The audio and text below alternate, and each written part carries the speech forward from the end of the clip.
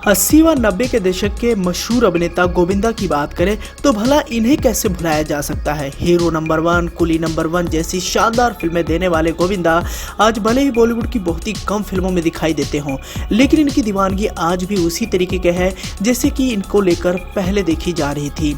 मालूम हो तो बताना चाहेंगे कि 36 साल के अपने शानदार फिल्मी सफर के दौरान गोविंदा ने एक से बढ़कर एक फिल्में दी और इन्हीं फिल्मों के दौरान कई सारी अभिनेत्रियों के साथ उनका नाम भी जोड़ा गया। गोविंदा ने कॉमेडी से लेकर एक्शन और लव ट्रायंगल समेत कई जॉनर की फिल्में की। गोविंदा अपनी प्रोफेशनल लाइफ की तरह ही पर्सनल लाइफ में भी काफी चर्चाओं में रहे। आज भले ही वो पत्नी सुनीता और 2 बच्चों के साथ खुशहाल जिंदगी बिता रहे हों, लेकिन एक वक्त ऐसा भी था जब गोविंदा का नाम एक्ट्रेस नीलम के साथ जुड़ने से उनकी शादीशुदा जिंदगी भी भूचाल में आ गई थी।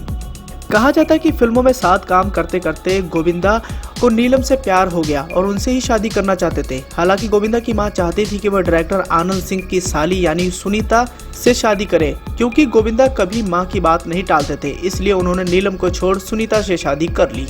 गोविंदा और नीलम को लेकर कहा जाता है कि गोविंदा को जब नीलम से प्यार हुआ तो सुनीता को डेट कर रहे थे और दोनों की सगाई भी हो चुकी थी, लेकिन नीलम से नजदीकियां बढ़ने के बाद गोविंदा ने सुनीता से सगाई तक छोड़ दी थी। हालांकि बाद में जो गोविंदा की मां को इस बात का पता चला तो उन्होंने गोविंदा से यही कहा कि अगर उन्होंने सुनीता को जुबान दी थी तो उसी पर ही वो अटल रहेंगी, नीलम से शादी अब नहीं हो सकती है। हालांकि प्रोड्यूसर प्राणलाल मेहता के ऑफिस में गोविंदा ने नीलम को पहली बार देखा था। उन्होंने इंटरव्यू में बताया था कि उस वक्त नीलम ने व्हाइट कलर की शॉर्ट्स पहन रखी थी। उनके लंबे बाल देखकर ऐसा लगा जैसे वो कोई परी हैं।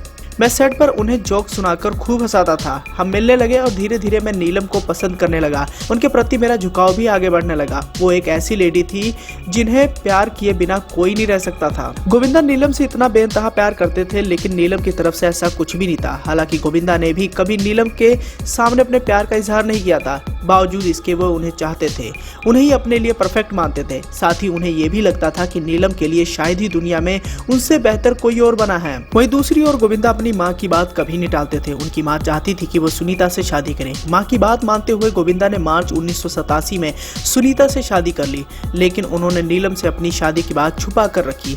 ऐसा इसलिए कि वो नीलम के साथ फिल्मों में अपनी हिट जोड़ी तोड़ना नहीं चाहते थे। हालांकि अपनी इसी हरकत पर उन्हें अफसोस भी हुआ था।